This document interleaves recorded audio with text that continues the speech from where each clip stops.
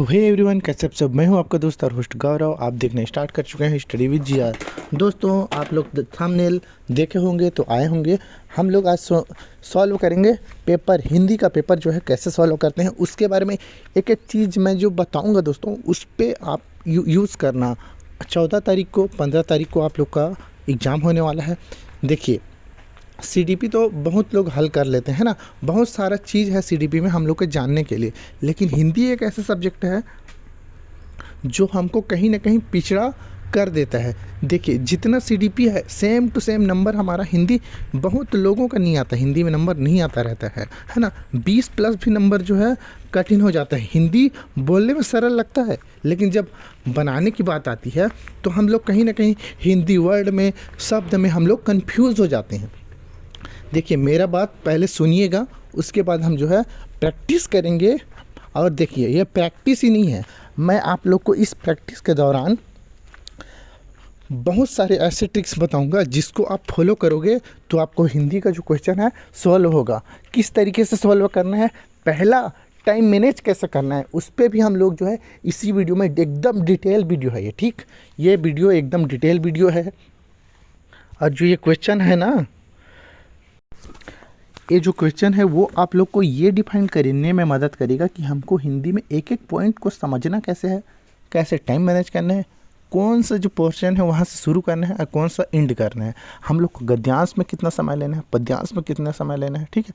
कैसे एक एक चीज़ को सॉल्व करेंगे आप लोग। देखिए, मैं सॉल्व करते जाऊँगा, आप लोग उसका टिक्स को समझिएगा, ठीक। और ये भी मिलान कीजिएगा कि आप लोग कैसे बना रहे हो, मैं कैसे बना रहा हूँ, ठीक। इससे कहीं ना कहीं आप लोग को हेल्प ज़रूर होगा, आप लोग का नंबर इंक्रीज़ होने वाला है आज। बस ये वीडियो देखिए, लंबा बनेगा क्योंकि मैं एकदम डिटेल में समझाने वाला हूँ विथ क्वेश्चन आंसर, है ना। क्वेश्चन आंसर प्रैक्टिस, ये वाला वीडियो बहुत इंपॉर्टेंट है आपके लिए, हिंदी के लिए। 14-15 दिसंबर में आपका एग्ज़ाम होने वाला है। इस वीडियो को ज़रूर देखिए दोस्तों, एक ही वीडियो में आप लोग को बहुत सारा चीज़ मिल जाएगा, ठीक। जो चीज़ आप लोग खोज रहे हो, बड़े बड़े चैनल जो लोग प्रोवाइड नहीं करते हैं, वो चीज़ मैं प्रोवाइड करूँगा, क्योंकि मैं आप लोग के जैसे ही हूँ, मेरे पास एक्सपीरियंस है, ठीक है। मैंने एग्ज़ाम पास किया हुआ है, मैं आप लोग को बता सकता हूँ कि आप जो है किस कंडीशन में जूझते रहते हो एग्ज़ाम हॉल में, तो उसी कंडीशन पे, है ना, उसी कंडीशन को सोचते हुए मैं ये वीडियो बना रहा हूँ। ये वीडियो ओरिजिनल पेपर का होगा। मैंने, देखिए, आप लोग के सामने खुला ही हुआ है ये जो पेपर है दोस्तों, ये पेपर ना जुलाई का है, ठीक। जुलाई 7 जुलाई 2024 का है, मतलब इससे जस्ट करेंट पहले का जो एग्ज़ाम हुआ उससे। तो हमारा इस क्वेश्चन पेपर को मैं क्यों ले आया हूँ, देखिए, इसी क्वेश्चन के आधार पर अभी जो हमारा अभी 14-15 तारीख को होने वाला एग्ज़ाम है, इसी पैटर्न के आधारित पे क्वेश्चन रहेंगे। इसीलिए अगर हम इसको अच्छे से समझ जाएंगे, सॉल्व करेंगे, तरीका पता होगा, तो हम लोग को जो है हिंदी बनाने में बहुत आसानी होगी। तो बस ध्यान दीजिए, है ना। देखिए, सीधा सीधा वीडियो अगर चालू कर दूंगा दोस्तों तो आप लोग को समझ नहीं आएगा। मैंने एक एक पॉइंट रखा कि आप लोग को क्या क्या मिलने वाला है इस वीडियो में। तो चलिए, 3 मिनट मैंने बता दिया कि इस वीडियो में हम लोग को क्या क्या मिलने वाला है। और अगर वीडियो देखते हो तो बहुत सारे टिप्स बताऊंगा मैं, जिससे जो है आप लोग सॉल्व कर पाओगे। कैसे हम लोग को एलिमिनेशन मेथड से हम लोग को क्वेश्चन बनाना है, अगर हमको ऑप्शन भी नहीं पता है ना, फिर भी हम लोग आंसर तक जाएंगे, और किस तरीके से जाएंगे उसको हम लोग इस वीडियो में पूरा देख लेंगे। वीडियो ना 40 मिनट लग सकता है, क्योंकि 30 तो क्वेश्चन रहेंगे, 1 घंटा लग सकता है, 1 घंटा 20 मिनट लग सकता है, लेकिन वीडियो आप लोग को पूरा वॉच करना पड़ेगा, तभी आप लोग जो है डिटेल में समझ पाएंगे। मेरे इस वीडियो को बनाने का मकसद सिर्फ यही है कि आप लोग एक एक पॉइंट जानें, एक एक चीज़ सीखें, आप लोग को जो मैंने एक्सपीरियंस किया उस पर मैं बता सकूं। आप लोग का भी कंडीशन मेरे जैसे रहा होगा, है ना, तो मैं रिलेट कर पाऊंगा आप लोगों से। बस इस वीडियो को पूरा देखिए। चलिए हम लोग स्टार्ट करते हैं। ये जुलाई पेपर का है, ठीक। तो आप लोग को दिख रहा होगा यहाँ भाग दिख रहा है, देखिए, भाषा 1 हिंदी, ठीक। तो सबसे पहले तो मैं ये बताऊंगा कि अगर आप लैंग्वेज 1 हिंदी लिए हैं तो वहाँ आप लोग लैंग्वेज 1 हिंदी को बनाइएगा। लैंग्वेज 2 हिंदी लिए होंगे तो लैंग्वेज 2 हिंदी को बनाइएगा, ठीक। लैंग्वेज 2 हिंदी इंग्लिश लिए होंगे या संस्कृत, तो इसका ध्यान रखिएगा कि आपको पहले हिंदी भाषा 1 लिए हैं, लैंग्वेज 1, तो हिंदी सॉल्व करिएगा, नहीं तो आप लोग को गलत हो सकते हैं। चलिए हम जो है स्टार्ट करेंगे। देखिए, अब हम ना अपना स्ट्रैटेजी फॉलो करेंगे। ठीक, आप लोग को कौन सा जो स्ट्रैटेजी है उस पर जाना है, कैसे सॉल्व करना है उसको ध्यान देना है। तो देखिए सबसे पहले आप लोग को ऐसा इंटरफेस मिलेगा। ठीक, ये ओरिजिनल पेपर है जुलाई का, तो हम लोग स्टार्ट करते हैं। देखिए तो 91 से 120 तक ये क्वेश्चन पेपर था। हम इसको अगर ऊपर करें तो आप लोग को दिख रहा होगा गद्यांश, सबसे फर्स्ट आप लोग को दिख रहा होगा गद्यांश। ठीक, इसका क्वेश्चन पढ़ लेते हैं। 91, 92, 93, 94, 95, यहाँ दिख रहा होगा आप लोग को 91 से लेकर, यहाँ देखिए 91 से लेकर 99 तक हमारा सबसे उपयुक्त उत्तर वाले विकल्प को चुनिए। तो ये जो है गद्यांश का है, तो गद्यांश का हम लोग को इतना नंबर का मिल रहा है। ठीक, तो गद्यांश को हम लोग को अच्छे से बनाना है। ठीक, क्योंकि गद्यांश ही ऐसा है कि हमारा पूरा 8 नंबर दिला रहा है। कितना दोस्तों? 8 नंबर दिला रहा है। उसके बाद पद्यांश है, पद्यांश हो जाता है इधर नीचे देखिएगा, तो 100 से 105 नंबर तक हमारा जो है 8 से 9 नंबर, उसमें कुल मिला के दोनों मिला के 15 नंबर का हमारा गद्यांश और पद्यांश मिल जाता है। तो सबसे मोस्ट इम्पोर्टेंट बात है, हिंदी में अगर नंबर लाना है हमारा तो गद्यांश और पद्यांश को ध्यानपूर्वक हम लोग को पढ़ना होगा और इसको सॉल्व करना होगा। ठीक, ये बात आपके जहन में आनी चाहिए, होनी चाहिए। ठीक, तो चलिए हम एक जो पहले गद्यांश को सॉल्व करेंगे। ठीक, अब देखिए आपका ये आता है कि सर हम जो है शुरू किसको सॉल्व करें, गद्यांश को करें कि पद्यांश करो या सीधा पेडागोजी करें। देखिए अगर आपके पास गद्यांश कराना है ना, तो गद्यांश को थोड़ा ध्यानपूर्वक पढ़ना पड़ेगा। इसमें जो है आप लोग को समय लगभग किसी का तो 15 मिनट हो जाता है, कि कोई लोग जो 10 मिनट में सॉल्व कर लेते हैं। अगर आपको जल्दी सॉल्व नहीं करना है, इसको आराम से करना है, तो आप जो है सीधा जो है पेडागोजी से सॉल्व कर सकते हैं। ठीक है, यहाँ से तो 106 नंबर से आप लोग का पेडागोजी चालू हो जाता है। सीधा आप लोग को फास्ट बनाना है तो पेडागोजी सॉल्व कर सकते हैं। हम लोग क्या करेंगे दोस्तों, सबसे पहले पेडागोजी सॉल्व करेंगे, क्योंकि हम लोग पेडागोजी सॉल्व करेंगे तो हम लोग को जल्दी बन जाएगा। उसके बाद जो हम लोग गद्यांश पद्यांश में समय देते रहेंगे। ठीक है, तो हम लोग जो है 15 मिनट के करीबन इसको बनाने की कोशिश करेंगे एग्ज़ाम हॉल में, लेकिन मैं तो अभी यहाँ डिटेल बताऊंगा। ठीक, तो चलिए हम जो है 106 क्वेश्चन से स्टार्ट करते हैं। आप लोग देखते रहिएगा हम कैसे सॉल्व कर रहे हैं। ठीक है, देखिए मैंने एक ट्रिक बताऊंगा और कैसे यही सही है। हम लोग को अगर पता भी नहीं होगा ना, फिर भी इसको हम लोग जाने की ट्रिक्स लगाएंगे और टिप्स लगाएंगे, जिससे जो है ये क्वेश्चन बन सके। तो 106 कहता है अध्यापकों। देखिए अब ज़रूरी नहीं है दोस्तों, ज़रूरी नहीं है कि हम गद्यांश और पद्यांश से ही शुरू करें। बहुत सारे लोग जल्दी बनाने के लिए गद्यांश पद्यांश को समय देने के लिए पहले पेडागोजी सॉल्व करते हैं। तो मैं भी क्या करता हूँ, मैं भी पेडागोजी सॉल्व करता हूँ। तो चलिए पेडागोजी को हम लोग सॉल्व कर लेते हैं। तो पहला यहाँ क्वेश्चन देख रहा है हमारा 106, अध्यापकों शिक्षार्थियों और सामग्री पर टेक्स्ट और आकलन का प्रभाव क्या कहलाता है। देखिए अध्यापकों मतलब टीचर और शिक्षार्थियों मतलब विद्यार्थी। एक बात कहना चाहूँगा, शिक्षार्थी मतलब विद्यार्थियाँ ही होता है ना, शिक्षार्थियाँ शिक्षा ले रहे हैं इसीलिए शिक्षार्थियाँ। अध्यापकों और शिक्षार्थियों और सामग्री पर टेक्स्ट और आकलन का प्रभाव क्या कहलाता है, क्या कहलाता है। तो ऑप्शन ए हम लोग देख लेते हैं, विधि प्रभाव, भाषा परीक्षण का प्रभाव, कक्षाई प्रभाव या पुनर्बलन प्रभाव।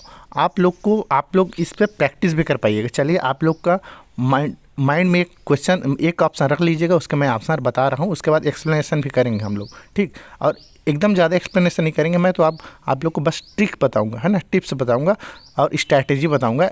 ठीक, चलिए बताइए।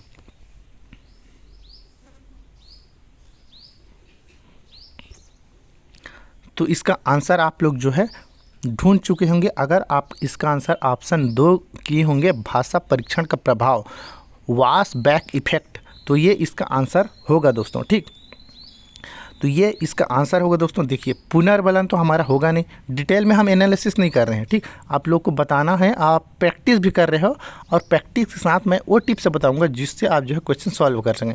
तो आपका अगर आंसर ऑप्शन 2 है तो ये इसका आंसर आप लोग का सही होगा, पुनर्बलन नहीं होगा। पुनर्बलन क्या होता है दोस्तों, देखिए कक्षाई प्रभाव, और ये कोई कक्षा प्रभाव नहीं हो रहा है, ना विधि का प्रभाव नहीं हो रहा है, अध्यापक और शिक्षार्थियों का टेक्स्ट का आकलन का प्रभाव कह रहा है, इसीलिए जो है भाषा परीक्षण का प्रभाव हुआ है। अब इसको मैं टिक्स के माध्यम से बता दे रहा हूँ कि इसका आंसर आप लोग नहीं जानते, अगर नहीं जानते होंगे तो इसका आंसर कैसे ले सकते हैं। देखिए एक चीज़ मेरा ध्यान रखना, गांड बांध के रखना, ठीक। रिकॉर्ड कर लो या कुछ भी कर लो, इस चीज़ को अभी मैं बोलने वाला हूँ, ठीक। अगर आपको कोई भी ऑप्शन पता नहीं है दोस्तों, कोई भी ऑप्शन, और क्वेश्चन बिल्कुल भी एकदम समझ ही नहीं आ रहा है, ठीक, समझ ही नहीं आ रहा है, आप लोग के पास एक ब्रह्मास्त्र दे रहा हूँ, इस ब्रह्मास्त्र को आप लोग गांड बांध के ध्यान रख लें।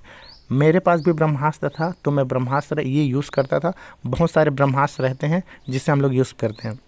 देखिए, अगर आपको कोई भी क्वेश्चन ऑप्शन समझ नहीं आ रहा होगा, सीधा सीधा जो बड़ा शब्द होगा, मैं अपने 2-3 वीडियो में भी बता चुका हूँ, जो बड़ा वर्ड जो ऑप्शन में बड़ा दिखता होगा, है ना, उस क्वेश्चन को आप जो है उस ऑप्शन को लगा दीजिए। देखिए, इन चारों में बड़ा जो है यही था। तो मोस्टली जो दोस्तों 90% से ऊपर हमारा समझ बड़ा क्वेश्चन वाला रहता है, ठीक है। तो अगर इससे ये वाला ट्रिक आप यूज़ करोगे, अगर इसका जान रहे हो तो ठीक है, समझ आ गया तो ठीक है, नहीं समझ आए तो बड़ा क्वेश्चन डाल दीजिएगा, ठीक। ये भी बड़ा है और आगे आप लोग को पता चलेगा, ठीक। तो इसका आंसर 2 होगा। हम लोग आंसर भी आप लोग करें और हम लोग कुछ सीखे भी, ठीक। अब हम लोग जो है नेक्स्ट चलते हैं, ठीक। 107 क्वेश्चन देखिए, विद्यालयों को योगात्मक दिशा भाषावाद का अनुसरण करना चाहिए क्योंकि यह खालिस्तान। देखिए, अब आप इसको फिर से पढ़ लीजिए। विद्यालयों को योगात्मक द्विभाषावाद का अनुसरण करना चाहिए क्योंकि यह बच्चे की, यहाँ देखिए, बच्चे की संस्कृति और भाषा को महत्व देता है, ठीक। दूसरा, अंग्रेजी शिक्षण को द्वितीय भाषा के रूप में महत्व देना है, तो ये तो बिल्कुल नहीं है दोस्तों। तीसरा, बच्चे की भाषा को तो समुन्नत करता है परंतु उनको संस्कृति को नहीं। तीसरा जो है, बच्चे की भाषा को तो समुन्नत करता है परंतु उनकी संस्कृति को नहीं। चौथा जो है, प्रथम भाषा के विकास में अवरोध पैदा करता है, ठीक। तो चलिए इसका आंसर आप बताइए 107 का।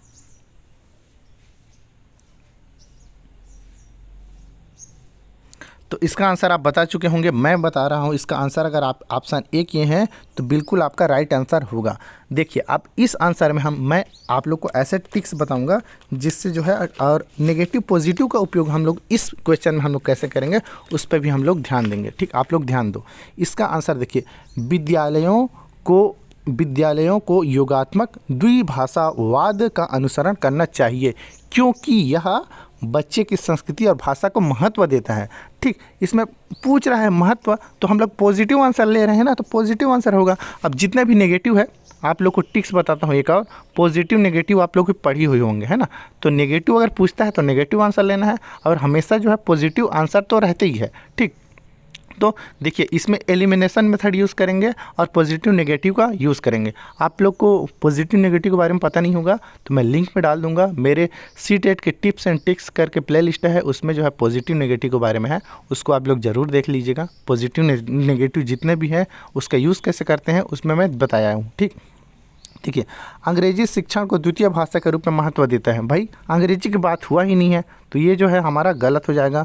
दूसरा, बच्चे की भाषा को तो समुन्नत करता है परंतु संस्कृति को नहीं। भाई, संस्कृति को कैसे नहीं करेगा यार, अगर अलग अलग भाषा यूज़ करेंगे संस्कृत को बिल्कुल भी करेगा। प्रथम भाषा का विकास का अवरोध, तो अवरोध पैदा नहीं करता, ये नेगेटिव वर्ड है। तो देखिए, संस्कृति को कैसे नहीं करेगा, अगर आप पढ़े हों तो जान रहे होंगे हमेशा द्विभाषा जो है हमारा संस्कृति को भी बढ़ाता है। अगर 2 बच्चे हैं अलग अलग भाषा के हैं तो अगर एक साथ बैठते हैं तो लोग में एक दूसरे से भाषा के साथ साथ संस्कृति का भी ट्रांसफ़र होगा एक दूसरे में, है ना। तो संस्कृति को करता है। तो ऐसे नेगेटिव चीज़ों को हटा सकते हो, एलिमिनेशन मेथड कहते हैं इसको, है ना। तो ऐसे एलिमिनेशन मेथड का यूज़ करना है, ठीक। तो ये प्रॉब्लम सॉल्व हो चुका आप लोग का। अब एक चीज़ और बताना चाहूँगा मैं, ठीक। 2 टिक्स देखिए, एक ब्रह्मास्त्र आपको दिया और एक नेगेटिव पॉजिटिव का। अब इसका उपयोग तो करते ही जाएंगे हम लोग। एक चीज़ और, आप लोग को क्वेश्चन को आराम से समझना पड़ेगा।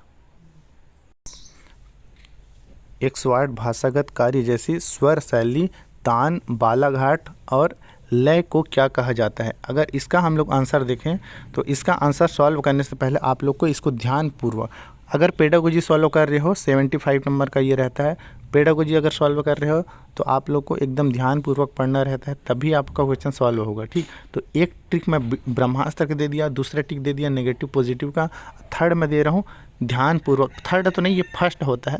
सबसे पहले हम लोग को ध्यानपूर्वक पढ़ना रहता है। अगर हम लोग ध्यानपूर्वक पढ़ेंगे पहले बार में नहीं तो दूसरे बार में वो क्वेश्चन ऐसे ही हम लोग को समझ आ जाता है। चलिए 108 क्वेश्चन का हम देखते हैं।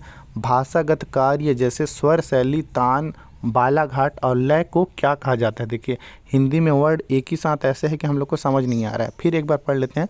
भाषागत कार्य जैसे स्वर शैली हो गया, तान हो गया, बालाघाट और लय को क्या कहा जाएगा।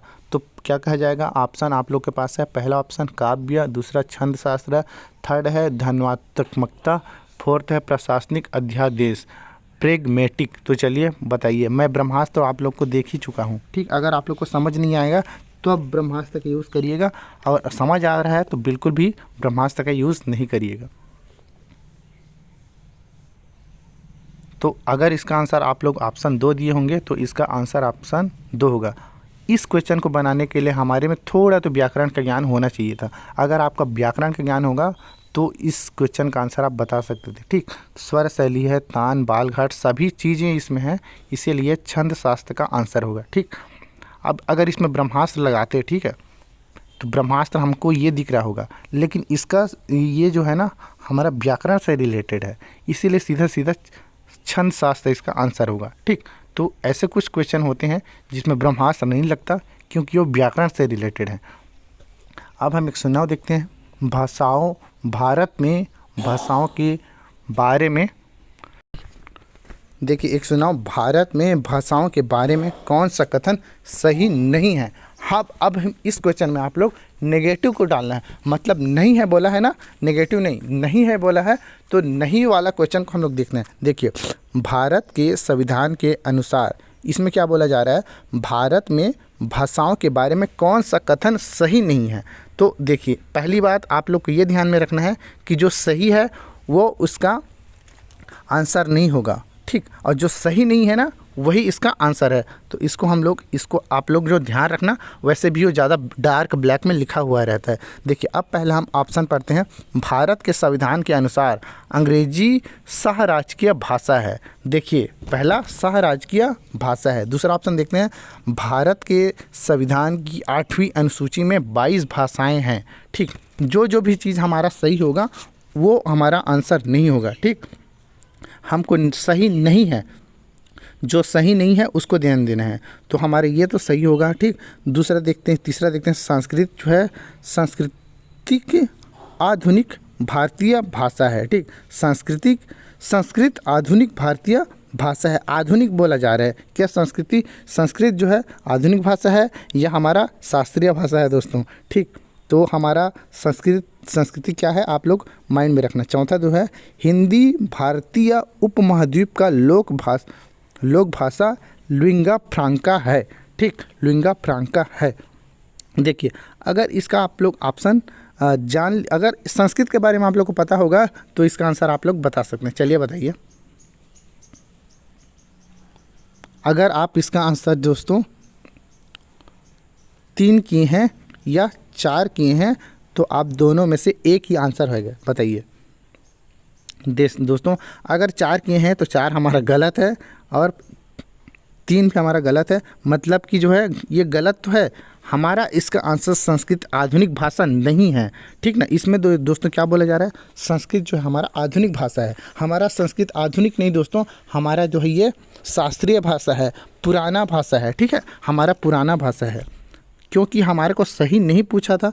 ये बाकी तीनों के तीनों सही है हमारे। ठीक, और ये जो है ये संस्कृत आधुनिक नहीं शास्त्रीय भाषा है, पुराना भाषा है, तो ये हमारा गलत हो जाएगा। तो इसका आंसर हमारा 3 होगा। ऐसे आप लोग धीरे धीरे पढ़ के सॉल्व करना। ठीक, हम आप 110 का करते हैं, हम स्पीड बढ़ाते हैं। ठीक, और जहाँ जहाँ मेरे को लगेगा कि यहाँ टिक लग रहा है तो आपको ज़रूर बताऊंगा, नहीं तो आप लोग को प्रैक्टिस सेट जल्दी जल्दी कराना है। 110 का क्वेश्चन देखिए। भाषा की कक्षा में विद्यार्थी अध्यापक के निर्देश में समूह बनाकर दिए गए टॉपिक पर एक विज्ञापन प्रस्तुत करते हैं। इस तरीके से भाषा सीखना क्या कहलाता है। तो क्या कहलाता है? एक बार फिर पढ़ लीजिए। भाषा की कक्षा में, एक भाषा की कक्षा मतलब हिंदी की कक्षा, विद्यार्थी अध्यापक के निर्देशन में समूह बनाते हैं और बनाकर एक टॉपिक पर एक विज्ञापन प्रस्तुत करते हैं। ठीक, एक टॉपिक पर विज्ञापन प्रस्तुत करते हैं। इस तरीक़े से भाषा सीखना क्या कहलाता है? इस तरीके से भाषा सीखना क्या कहलाता है दोस्तों? ऑप्शन ए सहयोगात्मक अधिगम, दूसरा जो है प्रतियोगिता और प्रतिद्वंदिता, तीसरा है भाषाई खेल और चौथा है निर्देशन परामर्श। चलिए 110 का आप लोग जो है बताइए।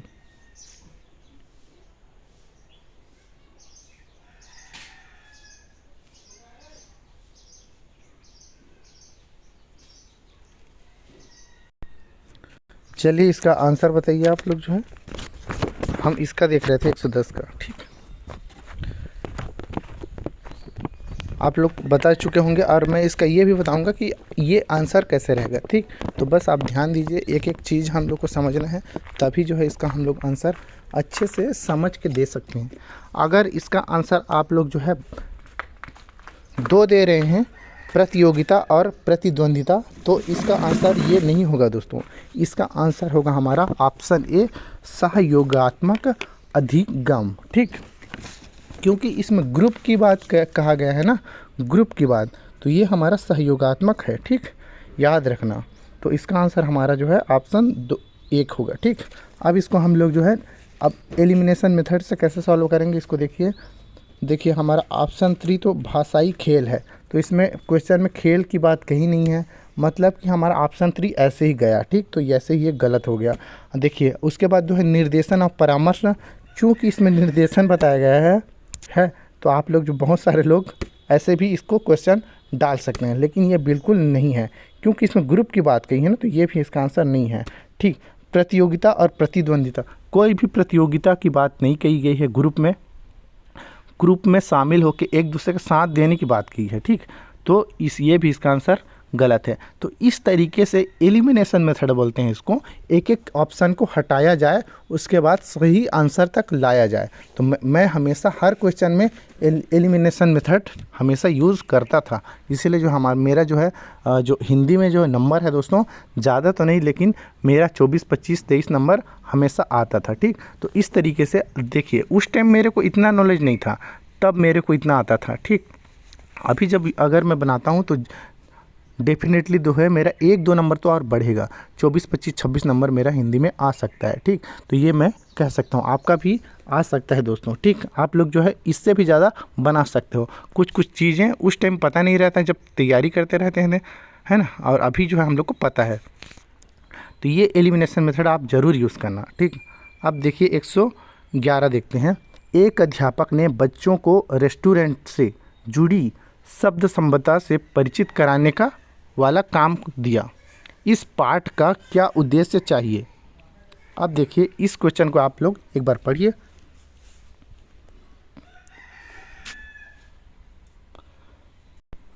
तो एक अध्यापक ने सारे बच्चों को रेस्टोरेंट से जुड़ी हुई शब्द संपदा, अब क्या होता है, अगर आप हिंदी नहीं पढ़े होंगे ना, तो देखिए जाइए सचिन चौधरी का जो है, सचिन चौधरी सर का हमारे मैराथन ज़रूर कर लीजिए। ठीक, तो वो वहाँ आप लोग को मैराथन करिएगा, है ना, लेकिन टिप्स तो मेरे से देख लीजिए। ठीक, अब देखिए पहला यहाँ है रेस्टोरेंट में शब्द संपदा से परिचित कराने वाला काम दिया। इस पाठ का क्या उद्देश्य चाहिए? तो पहला, शिक्षार्थियों को कोश विषयक सामग्री से परिचित करवाना। कोश विषयक मतलब कि उनकी जो भाषा कोश है, शब्द संपदा भंडार है अपने दिमाग में बच्चों के, उसको बढ़ाना है पहला। दूसरा है व्याकरणिक सामग्री से परिचित कराना, उनको व्याकरण का ज्ञान देना। तीसरा है अवकाश के दौरान कही जाने वाली संबंधित पाठ्य सामग्री से परिचित करवाना। चौथा है समालोचनात्मक चिंतन का विकसित करना। तो चलिए बताइए।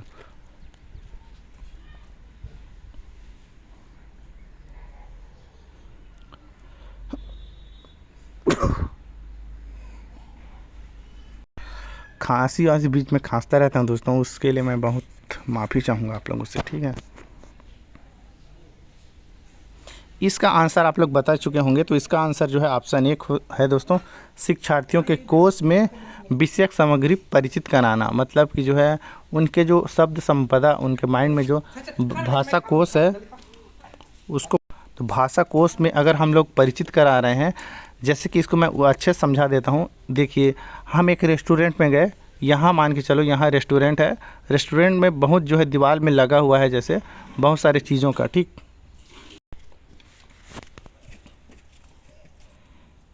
तो देखिए दीवार में जो है बहुत सारे चीज़ लगे हुए हैं, मतलब यहाँ लिखा हुआ है बहुत सारे ज्ञान की चीज़। अगर बच्चे लोग इस दीवार में जो लिखे हुए ज्ञान की चीज़ों को हम मतलब शब्द को पढ़ते हैं, तो हमारा शब्दकोश बढ़ रहा है, उससे हम लोग परिचित हो रहे हैं, ठीक। तो इसका आंसर हमारा ऑप्शन ए होगा। तो चलिए नेक्स्ट चलते हैं, हम जल्दी जल्दी करेंगे दोस्तों। टिक्स बीच में अगर आएगा यूज़ होगा तभी हम लोग बताएंगे। 112 देखिए, अधिगम का कौन सा मत इस बात पे विश्वास रखता है कि मौखिक या अमौखिक भाषा आदत निर्माण की प्रक्रिया से आती है? चलिए बताइए। पहला उपयोगितावादी, दूसरा व्यवहारवादी, तीसरा संज्ञानात्मकवादी, चौथा अंतःक्रियात्मकवादी। 112 का आप लोग बताइए। तो इसका आंसर 112 का आंसर होगा हमारा ऑप्शन 2 व्यवहारवादी, बिहेवियरिस्ट। यहाँ इसका आंसर हमारा जो है ऑप्शन 2 होगा, ठीक है। 113 का आप लोग देखिए। 113 देखिए, किसी भी कहानी का समय और स्थान क्या कहलाता है? इसका आंसर आप लोग को देखने के लिए मैं टिप्स और ट्रिक्स बताऊंगा, उसको आप लोग ध्यान देखिए। पहला ऑप्शन थीम है, दूसरा सेटिंग, तीसरा कथानक, प्लॉट बोलते हैं जिसको, ऑप्शन 4 जो है क्लाइमैक्स है या अंत। अब आप लोग को 2 सेकंड देता हूँ, आप लोग बताइए कौन सा इसका आंसर होगा। अगर आप इसका आंसर कथानक डाले होंगे तो ये बिल्कुल आपका गलत होगा आंसर दोस्तों। अगर आप ऑप्शन ए भी डाले होंगे थीम, तो ये भी आप लोग का गलत होगा, ठीक। किसी भी कहानी का समय और स्थान कहलाता है सेटिंग। इसका आंसर हमारा ऑप्शन 2 होगा, सेटिंग। देखिए, अब इसका आप लोग ऐसे बोलोगे कि हम लोग सचिन एकेडमी सर से नहीं पढ़े, न हिमांशी मैम से ये नहीं पढ़े होंगे, तो ये इसका आंसर दोस्तों, अगर आप लिटरेचर पढ़े होंगे हिंदी या इंग्लिश लिटरेचर, तभी आप जो है इस चीज़ों को, छोटी छोटी चीज़ों को जान सकते हैं। तो इसके लिए आप लोग को प्रॉपर हिंदी लिटरेचर पढ़ना चाहिए था, लेकिन आप लोग जो है बहुत सारे लोग नहीं पढ़े थे, ठीक। तो इसका आंसर आप लोग जो है सेटिंग देख लीजिएगा। अब हम लोग जो है बढ़ते हैं 114 की ओर। आप लोग को मैं जल्दी जल्दी पढ़ूँगा, इसका आंसर मैं एक्सप्लेनेशन नहीं करूँगा, बस आप लोग जो है इसको पढ़ के प्रैक्टिस कर लीजिए। 114 का क्वेश्चन पढ़ते हैं। भाषा की कक्षा में एक अध्यापक ने विद्यार्थियों के एक समूह को ग्राहक, प्रॉपर्टी डीलर, मकान मालिक और किराएदार का अभिनय करने के लिए कहा और शेष विद्यार्थियों से कहा कि इस अभिनय को देखें और वार्तालाप का आनंद लें। इस गतिविधि को क्या कहा जाएगा? मतलब कि दोस्तों फिर पढ़ते हैं, अगर आप लोग को समझ नहीं आएगा क्वेश्चन तो जल्दी जल्दी फिर पढ़ लीजिएगा, ठीक। क्योंकि अगर हिंदी और सीडीपी बना रहे हैं तो पढ़ना बहुत ज़रूरी है। भाषा की कक्षा में एक अध्यापक कहता है विद्यार्थियों के एक समूह बनाता है जिसमें प्रॉपर्टी डीलर, मकान मालिक, किराएदार का एक अभिनय करने के लिए कहा, मतलब ड्रामा करने के लिए कहा। शेष विद्यार्थियों से कहा कि इस अभिनय को देखें और वार्तालाप का आनंद लें। इस गतिविधि को क्या कहा जाता है? Option A role play, option 2 drama, option 3 अभिनय का कक्षा, ऑप्शन 4 निर्देशन। तो चलिए इसका आंसर क्या होगा बताइए। तो इसका आंसर दोस्तों रोल प्ले होगा या ड्रामा, आप लोग बताइए। तो इसका आंसर देखिए, आप लोग के पास 2 आंसर हो सकता है, या तो रोल प्ले या तो ड्रामा, क्योंकि इसमें ड्रामा भी हो रहा है कहीं ना कहीं और रोल प्ले भी हो रहा है। लेकिन इसका आंसर आप लोग को एक लेना है। अगर मैं ऑफिशियली बताऊं तो इसका आंसर रोल प्ले लिया गया है, ठीक। क्योंकि एक स्टूडेंट यहाँ रोल प्ले कर रहा है एक चीज़ों का, इसलिए इसका आंसर रोल प्ले होगा, ठीक, ड्रामा नहीं होगा। रिकॉर्ड होता है। हेलो, सुनाई दे रहा है ना सभी को? चलो 115 का क्वेश्चन हम लोग देखते हैं। कक्षा 5 की भाषाध्यापक अपनी कक्षा में भाषा शिक्षण के लिए प्रतिदिन अनेक प्रकार की सामग्री जैसे समाचार पत्र, भोजन तालिका और रेल यात्रा के टिकट आदि लाती है। वह अधिगम के लिए क्या कर रही है? चलिए इसको आप लोग पढ़ लीजिए, एक बार फिर पढ़िए। कक्षा 5 की भाषा अध्यापक अपनी कक्षा में भाषा शिक्षण के लिए प्रतिदिन अनेक प्रकार की सामग्री जैसे कि न्यूज़पेपर, भोजन तालिका और रेल यात्रा के टिकट आदि लाती है। वह अधिगम के लिए क्या कर रही है? पहला ऑप्शन, वह अधिगम को और अधिक वास्तविक और उपयोगी बनाने के लिए प्रामाणिक सामग्री का प्रयोग कर रही है। दूसरा, वह अपने विद्यार्थियों को बहुविध भाषाएं सीखने में मदद कर रही है। ऑप्शन 3, वह जो है चाहती है कि उसके विद्यार्थी जीवन के वास्तविक चीज़ों को, स्थितियों को अंग्रेजी सीखें। भाई ये तो गलत है। ऑप्शन 4 देखिए, वह विद्यार्थियों को जागरूकता लाना चाहती है। तो कोई जागरूकता की बात तो नहीं की हुई है। इसको एलिमिनेशन मेथड से आप लोग जो है बना सकते हैं दोस्तों, या तो आप लोग के पास मैं ब्रह्मास्त्र दे ही दिया हूँ, 2 चीज़ इसका यूज़ करिएगा। ठीक, तो देखिए यहाँ कोई जागरूक करने वाली बात नहीं है। एलिमिनेशन मेथड 3, ठीक। वास्तविक चीज़ों को अंग्रेजी सीखें, अंग्रेजी सीखने की बात कही गई नहीं है। तो ऑप्शन 3 और 4 वैसे ही गलत है। ठीक, अब ऑप्शन 2 को 2 बच गया हमारे पास। वह अपने विद्यार्थियों को बहुविध भाषाएं सीखने में मदद कर रही है। बहुविध देखिए, और ऑप्शन 1 है, वह अधिगम को अधिक वास्तविक और उपयोगी बनाने के लिए प्रमाणित। देखिए यहाँ सीधा सीधा आप लोग अगर समझोगे तो यहाँ प्रमाणित की बात की है, मतलब कि इसका आंसर हमारा प्रमाणित से है ना। जो शब्द उन्होंने सीखा उसको प्रमाणित तौर से ओरिजिनल उनके वास्तविक रूप से उनके सामने ला रही है, मतलब इसका आंसर ऑप्शन ए होगा। अब ब्रह्मास्त्र का भी यूज़ करेंगे, बड़ा ऑप्शन देख के भी तो ये सॉल्व हो रहा है। ठीक, तो इसका आंसर हमारा 1 होगा। 116 देखते हैं, कृषि श्रवण से जुड़ी गतिविधि की योजना बनाते समय कौन सा कारक महत्वपूर्ण नहीं है? फिर पढ़ते हैं, कृषि श्रवण सुनने वाले से जुड़ी गतिविधियों की योजना बनाते समय कौन सा कारक जो है महत्वपूर्ण नहीं है? महत्वपूर्ण नहीं वाला आप लोग को टिक करना है। ठीक है, यहाँ महत्वपूर्ण नहीं है तो इसको आप लोग ध्यान दीजिएगा। ऑप्शन ए, रिकॉर्डिंग को थोड़ा सा रोकना, बोलने की गति। तीसरा, वक्ताओं का जेंडर, बोलने वाले महिला पुरुष। ऑप्शन 4, वक्ताओं की संख्या। अरे मैं तो इसको स्टार्ट ही नहीं किया था दोस्तों। ठीक, यहाँ से हम लोग देख लेते हैं। 117 से मैं 117 और 118 से देखते हैं, भाषा के कौन से कौशल ग्रह कौशल है? ग्रह है बोल रहे हैं। देखिए भाषा के कौन से कौशल ग्राह्य कौशल है? देखिए अब इसको मैं बताना चाहूँगा। देखिए हिंदी में ऐसे वर्ड है ना, आप लोगों को समझ नहीं आएगा। ग्राह्य मतलब ग्रहणात्मक बोल रहे हैं ना, जिसको हम लोग ग्रहण करते हैं। तो भाषा, पहला ऑप्शन श्रवण और बोलना, दूसरा बोलना और लेखन, तीसरा पठन और लेखन, चौथा जो है श्रवण और पठन। जिस भाषा को हम लोग, भी भाषा कौशल को हम ग्रहण करते हैं उसको आप लोग को टिक करना है।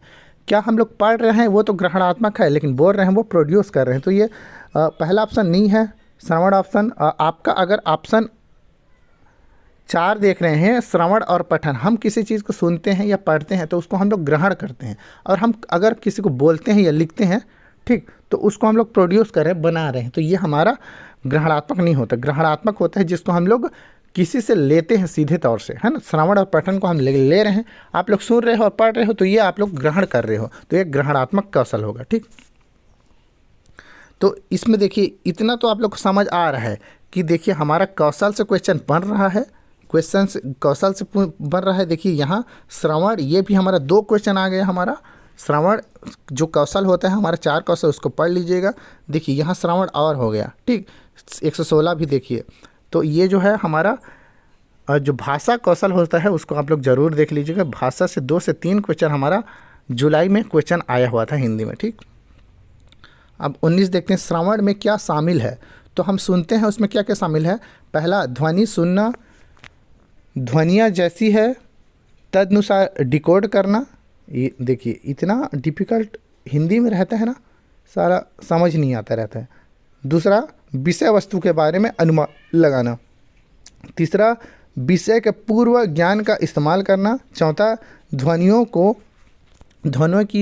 की पहचान करना और उसमें अर्थ निकालना। 119 का आप लोग बताइए।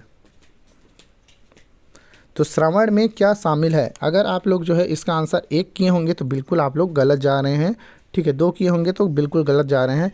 इसका आंसर दोस्तों ऑप्शन 4 होगा, ध्वनियों की पहचान करना और अर्थ निकालना। ठीक, तो 120 हम लोग देखते हैं लास्ट वाला जो क्वेश्चन है, कॉलम ए और कॉलम बी को मिलाना है। देखिए इतना डिफिकल्ट क्वेश्चन भी आ रहा है, तो अगर आप लोग जो है हिंदी को अच्छे से नहीं पढ़े होंगे तो ज़रूर एक बार मैराथन रिवाइज कर लीजिएगा, तभी आप जो है ऐसे क्वेश्चन आएगा तो आप लोग बना पाओगे। ठीक, ये ओरिजिनल क्वेश्चन इसलिए कराना रहता है कि आप लोग को एक्चुअल में समझ पाओ कि क्वेश्चन किस तरीके से पूछा जा रहा है। पुराना क्वेश्चन करोगे तो आप लोग को दिक्कत होगी। अभी 1 जनवरी और जुलाई का कर लो तो पूरा पैटर्न समझ आ जाएगा आप लोग को। ठीक है, तो कॉलम ए और कॉलम बी में उनकी समझ या संबंधित गतिविधियां हैं, मिलान करना है। ए और बी को हम लोग मिलान करना है ऐसे।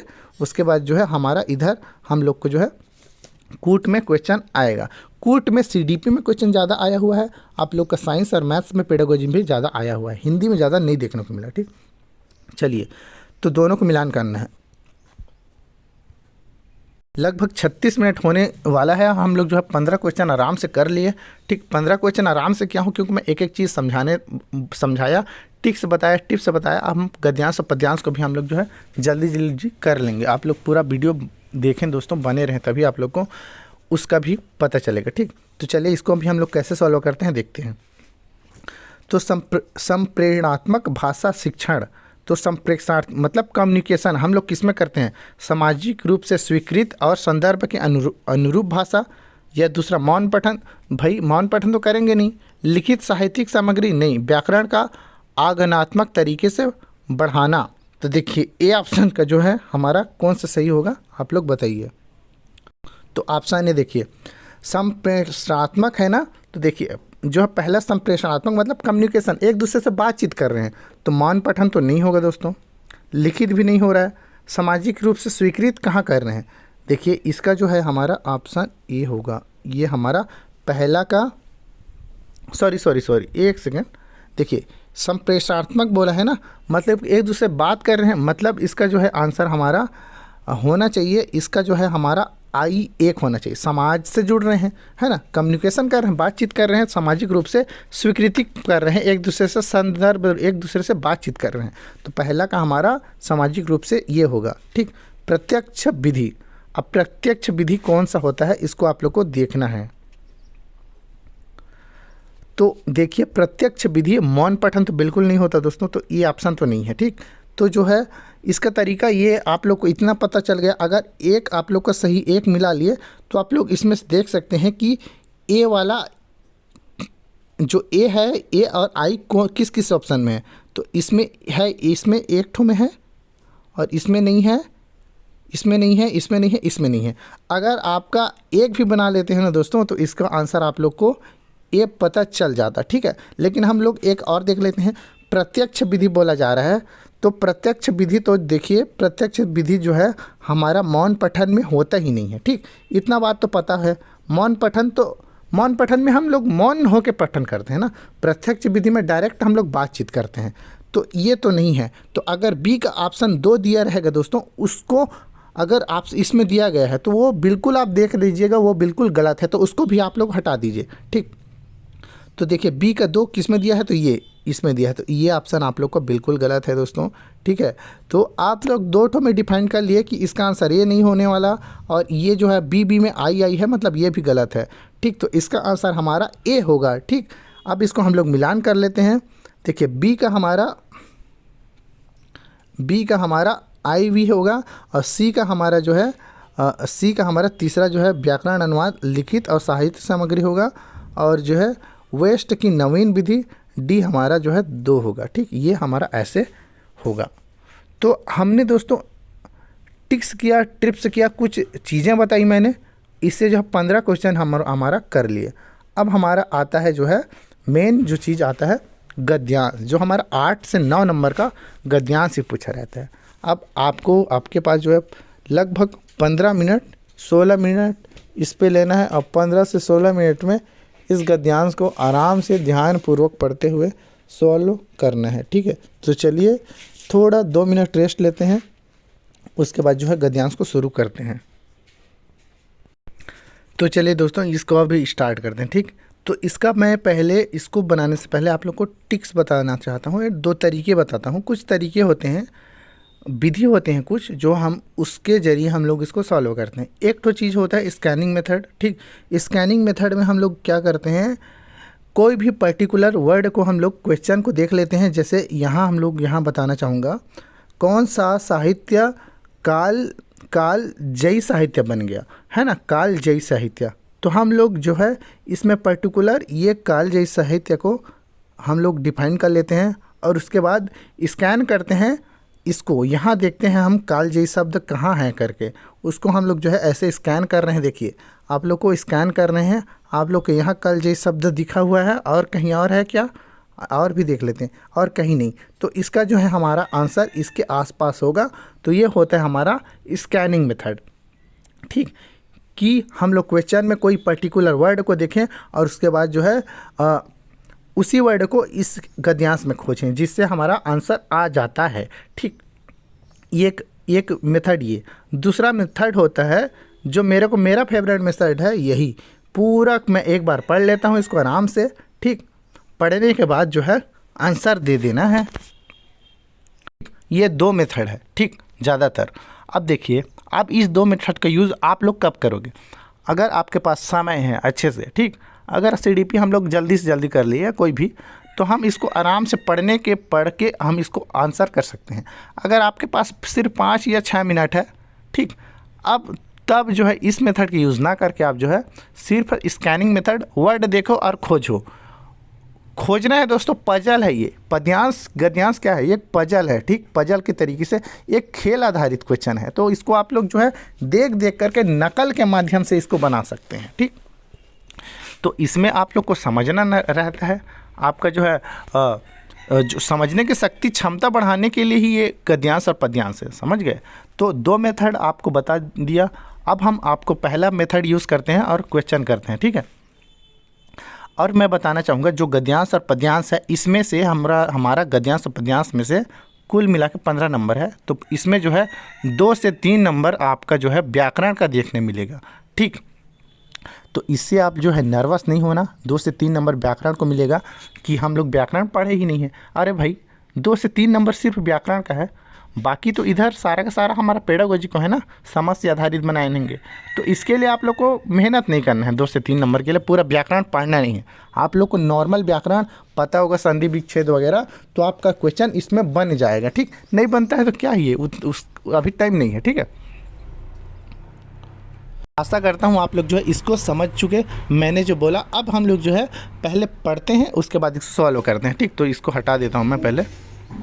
अब हम इसको धीरे से पढ़ते हैं। देखिए, अब एक चीज़ और बताना चाहूँगा दोस्तों, कभी भी हमारा जो है जो गद्यांश होगा उसको समझने की कोशिश कीजिएगा। और ज़्यादा से ज़्यादा क्वेश्चन, जहाँ तक मैंने जाना है, एक्सपीरियंस किया हूँ मैं,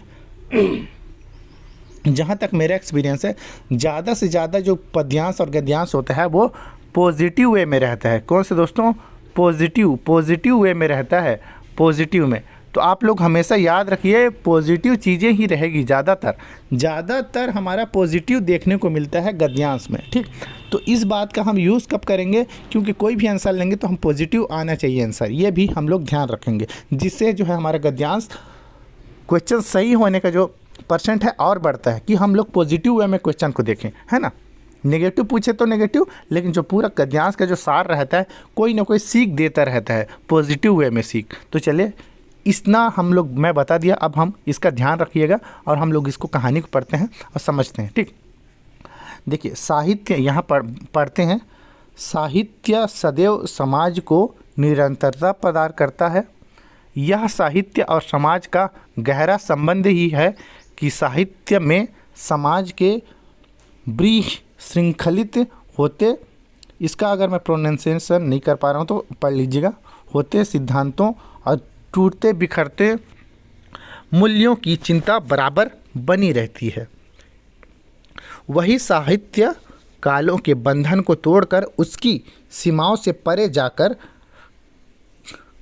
क्या बोला जाए, कालजयी बन पाता है, जिसमें मानवीय सत्य की व्याख्या हो और संवेदनाओं के सहारे आस्था जगाने का प्रयास हो। समय समय पर साहित्यकारों ने समाज के बदतर होने की स्थिति, ठीक, ऐसे टिक करते जाइएगा अपना अपना पेन में, ठीक है। कोई दिक्कत नहीं है, आपका क्वेश्चन पेपर है, आप लोग ऐसे मत सोचिए कि हाँ हम लोग नहीं कर पाते। भाई क्वेश्चन पेपर आपका रहता है, कहीं तो नकल कर नहीं रहे हो तो ज़रूर आप जो है टिक कर सकते हो, ठीक है। तो कुछ रचनाकार हमारे साहित्य पटल पर ऐसी गहरी छाप जोड़ जाते हैं जिनकी आवश्यकता हर युग में बनी रहती है।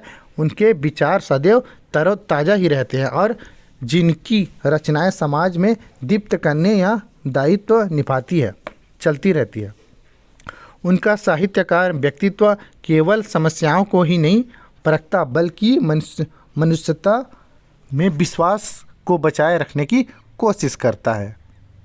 के दोस्तों, हमने सिर्फ 1.5 मिनट में इसको कहानी को पूरा पढ़ लिया। अब आप लोग को मोटा मोटा इतना पता चल गया कि ये जो हमारा गद्यांश था ये हमारा साहित्य से रिलेटेड है। किससे? साहित्य, ठीक। और साहित्य को जो हमारा साहित्यकार है वो हमारा पॉजिटिव वे में लिए हैं, साहित्य को हमारा पॉजिटिव वे में लिए हैं। ये एक चीज़ आप लोग को पता चल गया। और साहित्य के इसका अगर टाइटल भी होगा तो साहित्य से रिलेटेड ही होगा। और ये पॉजिटिव में जो अंधकार रहता है उसको जो है कहीं ना कहीं बदतर जो स्थिति है उसको बेहतर बनाने के लिए साहित्य को कहीं ना कहीं बताया गया है। इतना आप लोग को समझ आ चुका है। अब हम सीधा क्वेश्चन करते हैं और क्वेश्चन पे हम लोग कितना समझे हैं उसको सॉल्व करेंगे, ठीक। पहला 91 क्वेश्चन, कौन सा साहित्य काल जयी साहित्य बन पाता है? तो दोस्तों क्या अगर आप पढ़े होंगे तो इसका आंसर दे देंगे। पहला, जो पाठकों को मनोरंजन करे। ये आप लोग को देखा कहीं? बिल्कुल नहीं, ये आंसर नहीं है। जो समाज का दर्पण हो, कहीं ना कहीं अच्छा लग रहा है इसका कुछ आंसर। जो मानवीय सत्य की व्याख्या करे और जो बिखरते सिद्धांतों की चिंता करे। तो हमारा 4 ऑप्शन है। अब हमारा पॉजिटिव वे में देखना है। पॉजिटिव वे में देखते देखते जो गद्यांश में दिया है उससे रिलेट करना है, जोड़ना है, ठीक। तो कालजयी को हम लोग देख लेते हैं क्या हुआ है, इसको हम लोग थोड़ा सा देख लेते हैं, ठीक। जो कालजयी है क्या हमारा बता रहा है उसको हम लोग देखते हैं। अरे क्या हो गया स्क्रीन को, हाँ यहाँ छोटा कर देता हूँ, ठीक। अब देखिए यहाँ हमारा कालजयी वर्ड है तो यहाँ हम लोग खोजे तो ये है, तो इसको हम लोग यहाँ से पढ़ते हैं। वही साहित्य कला कालों के बंधन को तोड़कर उसकी सीमाओं से परे जाकर कालजयी बन पाता है जिसमें मानवीय सत्य की व्याख्या हो और संवेदनाओं के सहारे आस्था जगाने का प्रयास हो, ठीक। तो सत्य और व्याख्या करता हो, तो इसका आंसर हमारा ये भी नहीं होगा, यह इसका आंसर हमारा 3 होगा। जो मानवीय सत्य को व्याख्या करे, ठीक। ये देखिए आप लोग को आंसर मिल गया, यहाँ आप लोग को दिया हुआ था, ठीक। तो ये स्कैनिंग और दोनों मेथड से यूज़ किया हूँ मैं। अब हम नीचे देखते हैं, ठीक। नीचे ऐसे ही आप लोग को बनाना है। देखो वीडियो धीरे हो रहा है लेकिन मैं थोड़ा आप लोग को डाउट क्लियर कर रहा हूँ।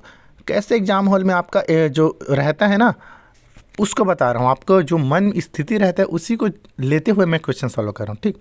काल जय से तात्पर्य क्या है? देखिए पॉजिटिव वे में लेना है हमको और सॉल्व करना है। पहला, जो काल विशेष से बंधा हो, हर काल में प्रासंगिक हो, काल विशेष का सही व्याख्या करता हो, अल्पकाल तक रहने वाला। तो चलिए बताओ। तो अगर आप इसको अच्छे से समझे होंगे तो इसका तात्पर्य हमारा ऑप्शन 2 दोस्तों, हर काल में जो प्रासंगिक होता है वही है जो है कालजयी से तात्पर्य होता है, ठीक। तो इसको आप लोग को ऐसे क्वेश्चन को आप लोग को समझना पड़ेगा, ठीक। 93 क्वेश्चन, किस तरह के साहित्यकारों की आवश्यकता हर युग में बनी रहती है? तो कौन से? जो समाज को जागरूक करते हैं, जो समाज को मनोरंजन करते हैं। तो मनोरंजन तो बिल्कुल भी नहीं होगा, मनोरंजन इसका गलत आंसर है, ठीक है। तीसरा जो है जो समाज के नैतिक बनाते हैं, जो समाज के विकास करते हैं। तो 1, 3 और 4 में आप लोग को बताना है कि कौन सा इसका आंसर हो सकता है, ठीक। तो एक स्कैनिंग मेथड यूज़ कर सकते हैं आप, जो है सीधा क्वेश्चन में जा सकते हैं और उसको सॉल्व कर सकते हैं। लेकिन मेरे को ज़रूरत नहीं है क्योंकि विकास की और अग्रसर समाज ही जो है साहित्यकारों की समाज की स्थिति को पहचान करने में प्रयास किया जाता है, ठीक। इसका ऑप्शन हमारा ए है, ठीक। ऑप्शन क्वेश्चन नंबर 95, गद्यांश के अनुसार साहित्य में किस तरह की चिंता झलकती है? तो समाज के आधुनिक होने की, दूसरा मूल्यों के बिखरने की, नए सिद्धांतों के बनने की, चौथा सामाजिक विघटन पर। 95 का आप लोग जो है बताइए। तो इसका आंसर हम लोग चिंता की बात की है तो सीधा आप जो है या तो इस ऑप्शन को देख के इस चारों ऑप्शन में से कोई को स्कैनिंग मेथड इसको यूज़ कर सकते हैं इसमें। तो गद्यांश के अनुसार साहित्य में किस तरह की चिंता की बात की है, तो चिंता हम लोग देख लेते हैं।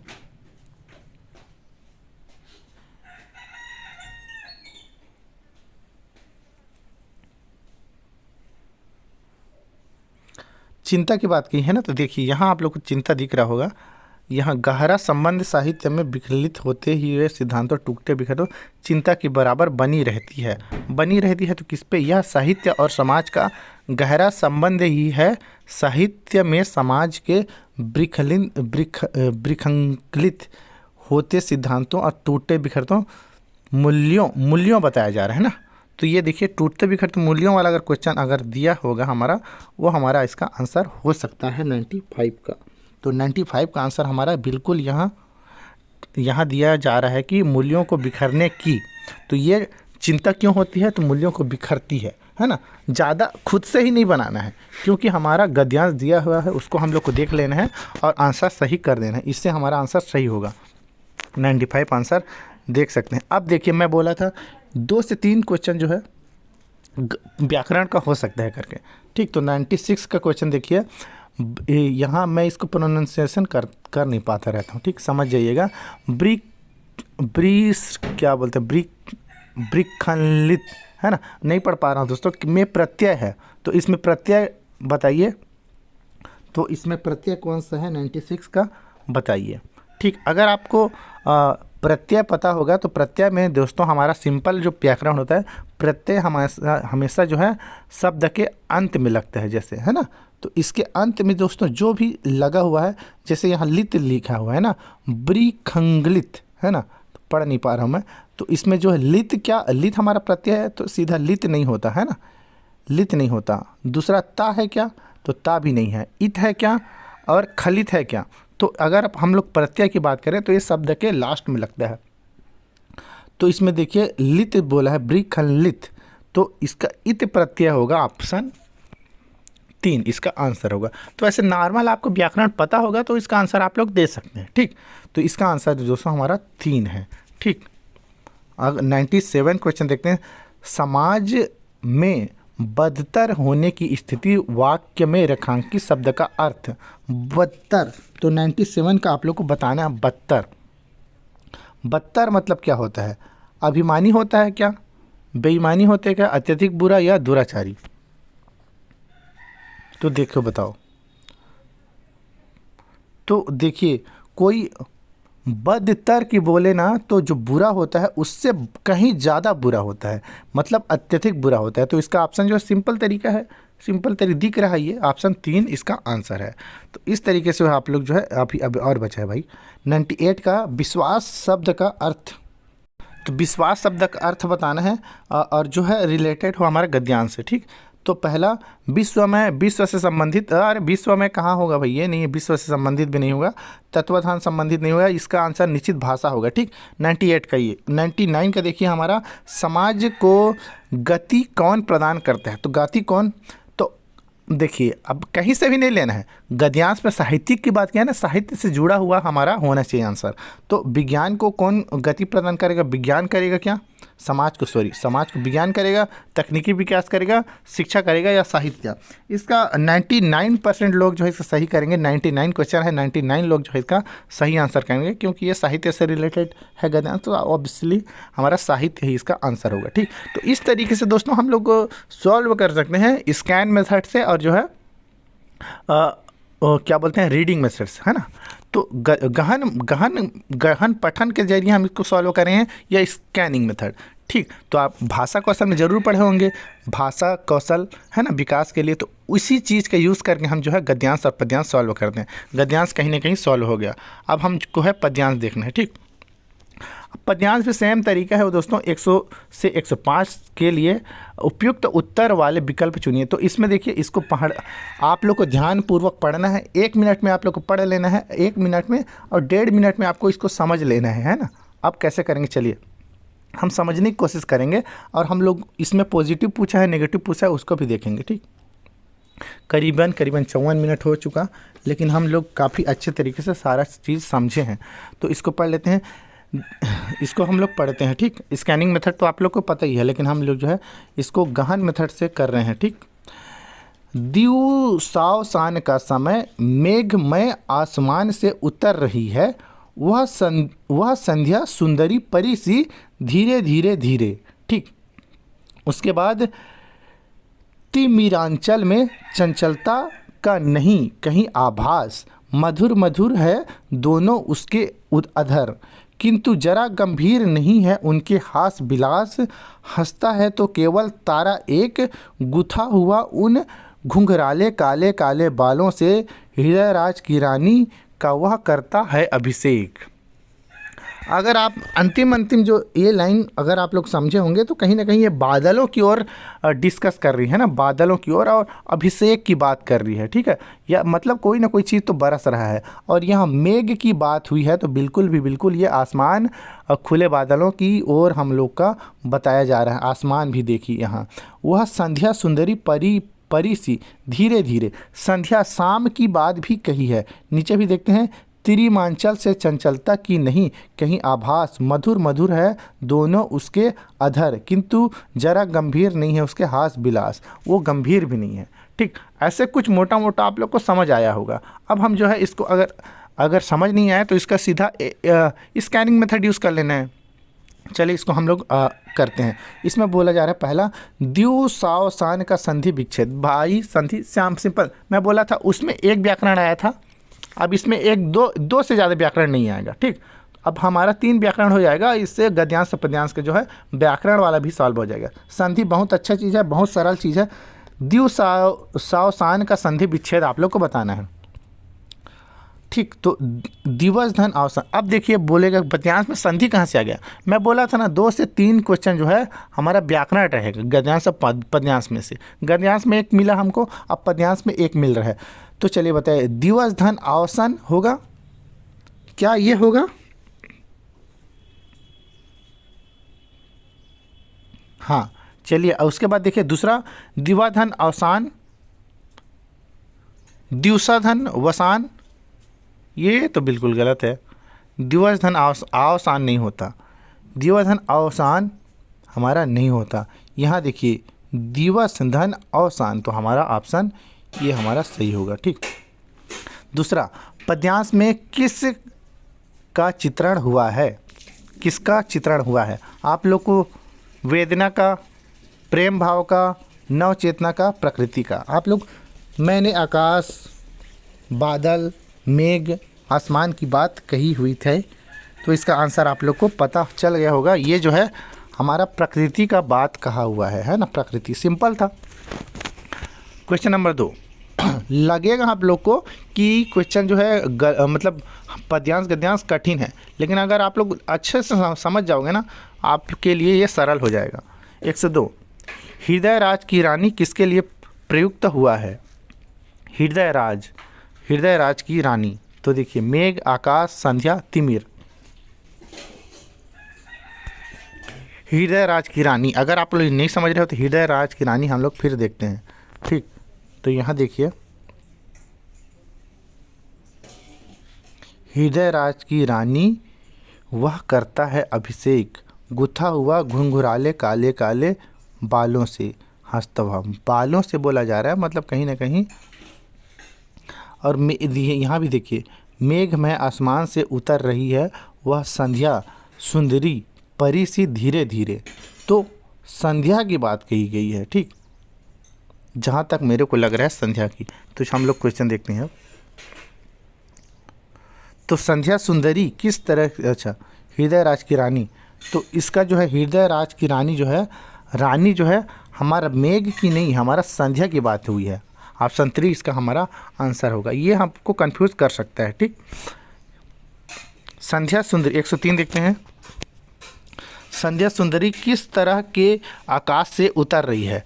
तो तारे भरे आकाश से उतर रही है, बादलों से भरे आकाश से उतर रही है, सूर्य लालिमा से भरे, या चंद्रमा की रोशनी से? ये भाई ये तो दोनों तो गलत है,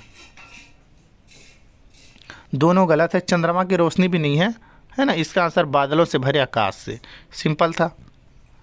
104, किसके हंसने की बात की गई है, तो कौन हंस रहा है?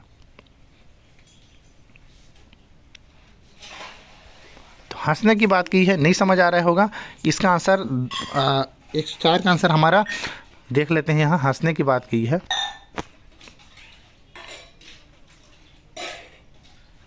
देखिए, हंसने की बात की है तो इसको आप लोग पढ़ोगे तो पता चल जाएगा। मधुर मधुर है दोनों उसके अधर, किंतु जरा भी गंभीर नहीं है उसके हास विलास, हंसता है तो केवल एक तारा। यहाँ एक तारा बोला जा रहा है, तो ये इसका आंसर होगा हमारा। एक तारा, हंसता सिर्फ एक ही चीज़ है, वो है तारा, तो इसका आंसर ऑप्शन 2 होगा। ठीक। 105, पद्यांश में किस अलंकार का प्रयोग किया हुआ है? देखिए, अगर आप लोग को अलंकार पता होगा तो इसका आंसर दे सकते हैं, नहीं तो वैसे भी व्याकरण में 1-2 नंबर तो छूटता ही है। तो इसका आंसर मैं बता देता हूँ। इसका ऑप्शन जो है, देखिए, वैसे इसको आंसर आप लोग बना सकते थे 105, और आप लोग चलिए बताइए।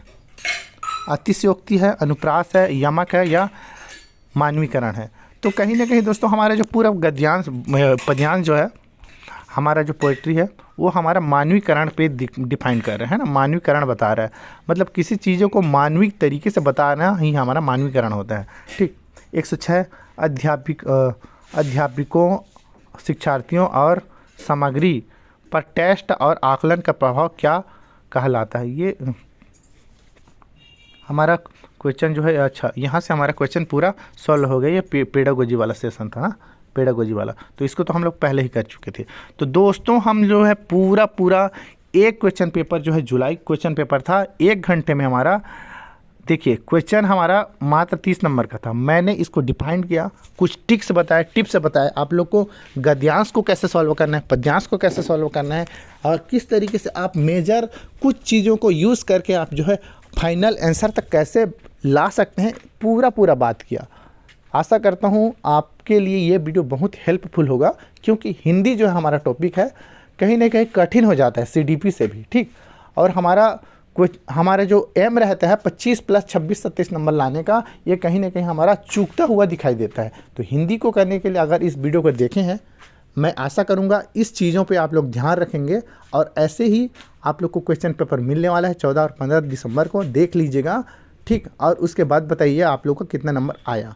वीडियो पूरा देखने के लिए बहुत बहुत शुक्रिया, धन्यवाद।